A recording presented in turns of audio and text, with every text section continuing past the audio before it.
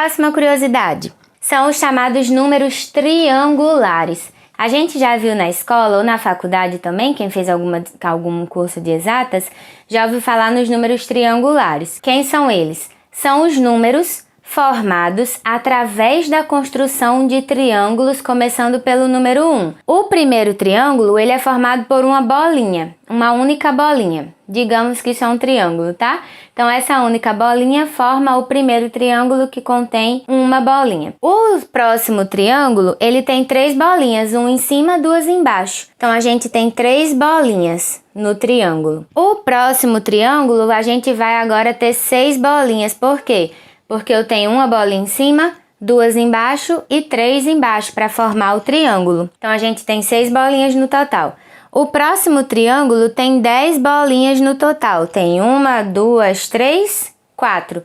Somando esses valores, a gente tem 10 bolinhas e por aí vai. Então, quando a gente olha a coluna 2 do triângulo de Pascal, mais uma vez, ela é a terceira coluna, mas ela é a coluna de número 2, porque começamos do 0, 0, 1, 2. Os elementos da coluna 2 do triângulo de Pascal são exatamente os números triangulares, são exatamente os números resultantes dessas bolinhas dos triângulos. Próximo. Essa talvez seja a mais complicada para quem não é da área de exatas ou quem está chegando assim agora, querendo entender um pouquinho mais de matemática, mas com certeza vocês já pelo menos ouviram falar em produto notável. A mais B elevado a 2, A mais B elevado a 3, quando a gente vai aprender fatoração e agrupamentos em polinômios.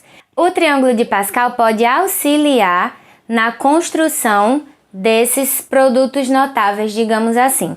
Então, quando eu tenho uma soma de 2 valores elevados a n, esse n significa o número da linha, tá bom?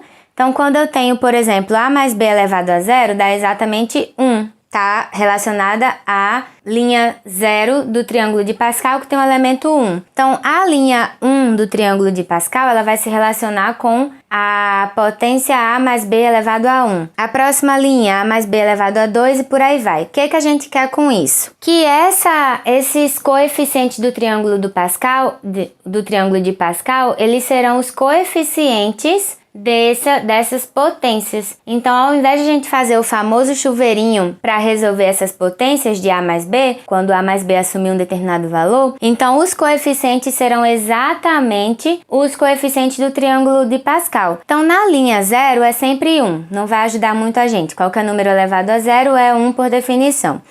Então, na próxima linha, A mais B elevado a 1 dá o próprio A mais B. Então, se a gente pegar os coeficientes do triângulo de Pascal, 1 vezes A mais 1 vezes B, dá exatamente A mais B. No próximo, lembram do A mais B elevado a 2? Primeiro ao quadrado mais 2 vezes o primeiro vezes o segundo mais o segundo ao quadrado? Lembram desse mantra? Então, esse 1, 2, 1 também pode ser representado pelo triângulo de Pascal. Então, vai ficar 1A elevado a 2 mais 2AB mais 1B elevado a 2, porque são os coeficientes do triângulo de Pascal. Próximo, 1, 3, 3, 1. Então, o coeficiente do A ao cubo, 1. O coeficiente do A quadrado, B, 3. O coeficiente do AB quadrado, 3. O coeficiente do B ao cubo, 1. Então, para facilitar a nossa vida, a gente pode aproveitar os coeficientes do triângulo de Pascal, porque ele, coincidentemente, será o coeficiente dessa potência. E ela não é uma determinada coincidência. Por quê? Para a gente calcular os coeficientes do triângulo de Pascal, a gente usa uma combinação. Lembram? E essa combinação ele é chamado de coeficiente binomial. Que esse coeficiente binomial é exatamente a combinação que resulta nesses elementos do triângulo de Pascal. Então ele não é exatamente uma curiosidade, mas eu trouxe para vocês verem essa relação. Próximo, somas. Aí essas somas é o maisinho mesmo, as adições entre os elementos. Então a gente pode somar as linhas, as diagonais e as colunas. A soma das linhas a gente viu no vídeo anterior, qual é o que acontece com a soma das linhas. Lembram inclusive que agora mesmo nesse vídeo eu falei que tinha um jeito rápido de construir o triângulo de Pascal? Então é exatamente usando a linha. a soma das linhas, tá bom? Então, bora para a soma das diagonais. Quando a gente soma as diagonais, o resultado vai dar um número logo abaixo, na mesma coluna. Por exemplo, eu fiz aí 2 exemplos. Essa diagonal que contém os números 1, 2, 3, 4, se a gente somar 1 mais 2 mais 3 mais 4, vai dar 10, que é o elemento na mesma coluna na linha seguinte, na mesma coluna do último elemento da diagonal que a gente escolher, tá?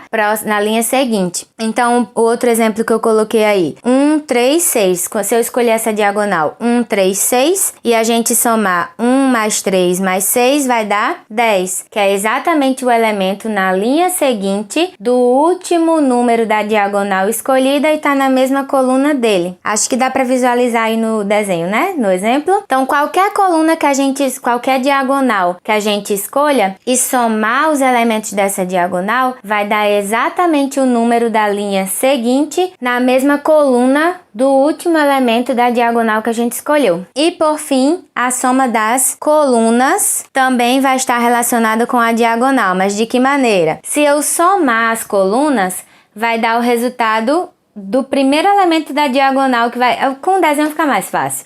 Olha aí nessa primeira coluna que eu escolhi, foi a coluna dos uns.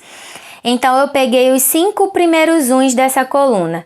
Se eu somar 1 mais 1 mais 1 mais 1, vai dar 5, que a gente vai descendo assim, ó, na mesma diagonal já aparece o número 5, porque ele é a soma dos elementos da coluna que a gente escolheu. Próximo exemplo, eu escolhi na coluna 1 os elementos 1, 2, 3. Se a gente somar 1 mais 2 mais 3, vai dar exatamente 6, que está logo na diagonal seguida do 3, que é o último elemento da coluna que a gente escolheu. Coloquei mais um exemplo aí para ver se fica mais claro. Peguei na coluna 0, 1, 2, 3, peguei na coluna 3 os elementos 1 e 4. Então, 1 mais 4 dá 5, que está exatamente na diagonal que começa com o 4. Por aí vai, a gente poderia escolher qualquer coluna aí que quisesse, que o resultado da soma dessa coluna vai dar exatamente o primeiro número da diagonal formada pelo último elemento da coluna. Então, essas foram as curiosidades que eu trouxe para vocês do Triângulo de Pascal. E eu lembro que quando eu estava na faculdade, que eu vi a primeira vez as inúmeras aplicabilidades, essas não são todas, né?